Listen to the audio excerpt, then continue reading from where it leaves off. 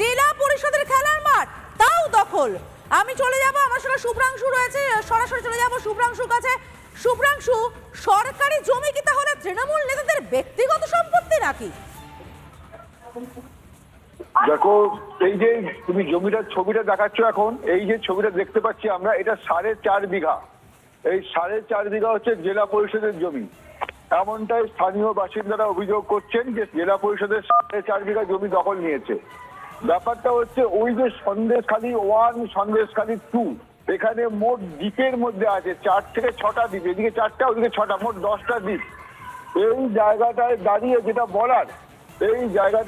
যেটা বলার, ওখানে যে বলা হচ্ছে অলাভজনক ধান চাষ অলাভজনক হওয়ার দরুন ওখানে মানুষদের বলা হচ্ছে তোমরা জমি দাও, তোমরা যে জমি দেবে সেখানে আমরা ভেরি করে মাছ চাষ করবো, তোমাদের লিজে দেবো।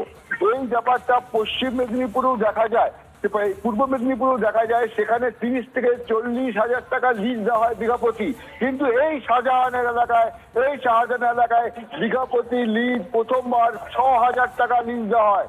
6,000 টাকা মাত্র লিজ। 6,000 টাকা লিজে প্রথমে একবার টাকা দেওয়া হলো, জমিটা নেওয়া হলো। তারপর এই সন্দেশখালী গ্রাম পঞ্চায়েত অঞ্চলে বিঘার পর বিঘা, এটা তোমার হাজার বিঘার কথা উঠছে, এবং এখান থেকে বাৎসরিক 1,20,00,000 টাকারও বেশি। শুভ্রাংশু, নিঃসন্দেহে বুঝতে পারছি সরকারি সম্পত্তিও দখলে, তোমার কথা শুনবো আমরা আবারও নিশ্চিতভাবে, কিন্তু এই মুহূর্তে অনুপমের কাছে একবার যেতেই হবে, কারণ সেখানে কিছু একটা সমস্যা হয়েছে। আমরা একটু বুঝে নেওয়ার চেষ্টা করবো অনুপম, ঠিক কি ঘটছে? একদমই তাই, গ্রামবাসীরা এই মুহূর্তে গ্রেপ্তারের দাবি করছে। আরো একবার, আপনারা কি চাইছেন?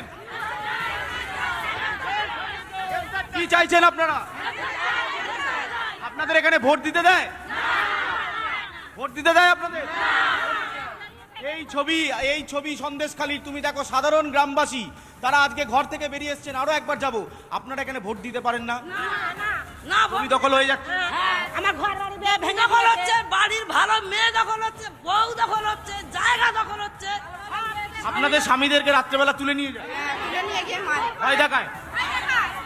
একদমই। আর একবার একটু, আপনারা কি চাইছেন? আপনারা কার গ্রেপ্তার চাইছেন?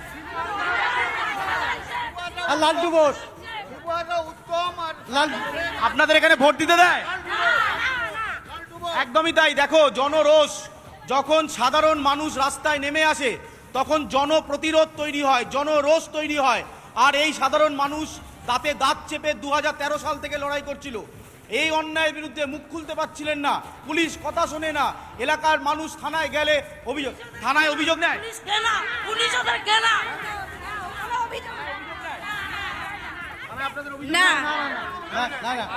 অভিযোগ নিতে গেলে তো কোদালের বাঁট আছে, থানায় গেলে শিবু হাজারের কাছে হুকুম নেবে, তারপর থানার লিখবে, তার আগে লাগবে না। থানা আপনাদের অভিযোগ নেয় না? না, পুলিশ আসে না এলাকায়? না আসে না, কোনোদিনও আসে না। শাহজাহান শেখ, শিবু হাজরা, তারপরে তোমার বলছি উত্তম সর্দার, লালটু বোস, সঞ্জু রঞ্জু, দীনবন্ধু, এই পাড়ায় সন্ত্রাস করে। হ্যাঁ, এখানকার বাসিন্দা দেবাশিস। আপনারা কি চাইছেন?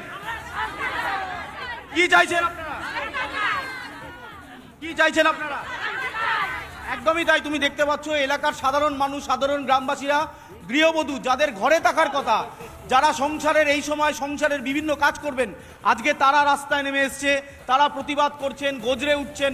দাবি একটাই, যে সন্ত্রাস 2013 পর থেকে এই অঞ্চলের সাধারণ মানুষ ভোগ করছিল, সেই সন্ত্রাসের বিরুদ্ধে তারা আজকে মুখ খুলছেন।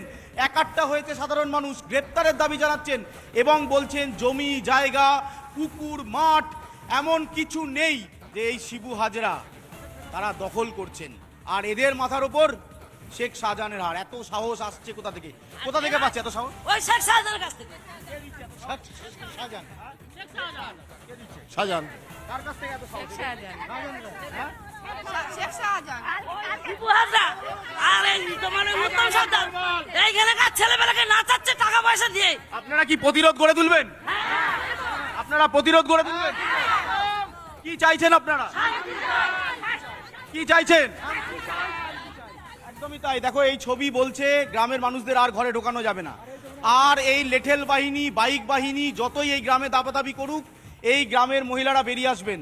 আজকে সাহস করে তারা বেরিয়ে এসছেন। 2013-র পর থেকে লাগাতার এই অঞ্চলে যে সন্ত্রাস, এমনকি আয়লা ইয়াসের পর যে সমস্ত খাদ্য সামগ্রী সেটা পর্যন্ত লুট হয়েছে। আপনাদের এখানে যখন বন্যা হয়, আয়লা হয়, ইয়াস হয়, আপনারা খাবার পান? না, একটা বলো দিন পাই না, খাবার না পাই না ওদের পকেটে গিয়ে থাকে পাই না পলিথিন পর্যন্ত পাই না আমরা পলিথিন পান? পলিথিন পাই না আমরা পলিথিন নিতে গেলে ওটাকে দরখাস্ত লিখতে হবে, যদি না লিখে জমা দিতে হলে হবে না কোনো পাই না ভালো হবে না দেয় না ওটা আমার ঘরে ঢোকা যাবে কি করেছে এত সাহস এরা পাচ্ছে কোথা থেকে?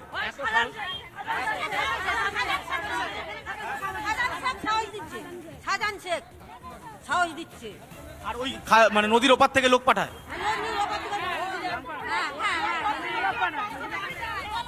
একবার আপনারা বলুন যে এই যে আপনারা আজকে সবাই মিলে বেরিয়ে এসেছেন, আপনারা কি চাইছেন? কি চাইছেন আপনারা? এখানে চলবে না, মুসলিম চলবে না, সাধারণ সব মুসলিম ছেলে এনেছে। একদমই তাই। দেখো আমার পেছনে যাদেরকে দেখছো, গ্রামের সাধারণ মহিলা, একদম কোনো রকমের জীবনযাপন করা এই মহিলারা আজকে রাস্তায় নেমে এসছেন, গ্রামের বাড়ির থেকে বেরিয়ে এসছেন। দাবি একটাই, যে সন্ত্রাস, তাদের বাড়ির পুরুষদের ওপর যে অত্যাচার, মুখ খুললেই থানায় তুলে নিয়ে যাওয়া, লেঠেল বাহিনী দিয়ে মারধর করা, এই পরিস্থিতি তৈরি হয়েছে। এটা কোথায়? আমরা কোন রাজ্যে বসবাস করছি যেখানে ল অ্যান্ড অর্ডার, পুলিশ অভিযোগ নেয়? শিবু হাজরা নিজে কাজ করে টাকা চাইতে যেতে ঘরের মধ্যে পুরে কি মারধর করেছে আমাদের ছেলেদেরকে, মারধর করে মানে 6-7 দিন এখনো অব্দি টাকা তো দেয়নি। এই রাস্তার কাজ করিয়েছে, 44,000 ইট তুলিয়েছে, 1 নয়া পয়সা দেয়নি। কি করছে এলাকায়? খুব দাপিয়ে বেড়াচ্ছে। হ্যাঁ দেখো গ্রামের সাধারণ মানুষ, মানে এটা কোথায় আমরা দাঁড়িয়ে রয়েছি, যেখানে পুলিশ রয়েছে নাকের ডগায়, সন্দেশখালী থানা। সাধারণ মানুষ, এত কিছু হবার পরে আপনারা চেনেন, পুলিশ গার্ড করে আপনারা চেনেন উত্তম সর্দার, শিবু হাজরাদের? হ্যাঁ চিনি হবার পরে এত কিছু হবার পুলিশ গার্ড করে উত্তম সদরকে থানায় মিছিলে যদি না যাও তাহলে বাড়ির থেকে তুলে নিয়ে গিয়ে ফিরবো। আপনারা এই উত্তম সর্দার, এরা উত্তম সর্দার, শিবু হাজরা, এরা কি করতো? কি করতো ওরা কি করতো ওরা তো এদেরকে চেনেন? আমরা চিনি না, ওরা এখানে এসেছে। আর স্থানীয় ছেলে দীনবন্ধু দাস, এই যে নামগুলো বললাম, লালটু বোস, তারপরে ওই যে উপপ্রধান পিন্টু বোস, ওরাই ওদেরকে মাথায় তুলেছে। এখানকার কিছু ছেলেপেলে, বাচ্চু মণ্ডল, মাথায় তুলে ওদের কাছে টাকা খেয়ে ওরা না সহযোগিতা করলে ওরা এখানে পাত্তা পেত না। ওরা দেশের ছেলে, ওরা যদি ওদেরকে হটিয়ে দিত আমরা ওদের পিছনে থাকতাম। হ্যাঁ আজকে ওদেরকে আন্ডারে ওরা কাজ করে, এই যাদের নাম বললো ওই বৌমা, ঠিক আছে, ওরা যা বলে তাই করে। না, আপনারা শিবু হাজরাদের চেনেন? শিবু হাজরা, উত্তম সর্দার হ্যাঁ শিবাজাকে চিনবো না, এলাকায় থাকে? এখানে থাকে না, বাইরে বাড়ি কলকাতায় বাড়ি আছে, অরিজিনাল বাড়ি আছে জেলে খালি। এখন ভয় পালিয়েছে শিবু হাজার উত্তম, আর থাকলে এই গ্রামবাসীরা খেয়ে নিতে হবে। জানিস না, ফাও কথা বলিস না। শিবু হাজরা, ওর বাপ হচ্ছে অনিল হাজরা, ও সিপিএম এর, ওর বাপ অনিল হাজরা, ওর চুপ কর, নীলকান্ত হাজরা, ওর বাপ ছিল সিপিএম এর সভাপতি, খুব ভদ্রলোক। কিন্তু শিবু হাজরা এত বাজে, আপনি ভাবতে পারবেন না। এই সন্দেশখালীর মানুষ এত শান্তিপ্রিয় মানুষ, এদের এত সর্বনাশ করেছে এই শিবু হাজরা, উত্তম সর্দার।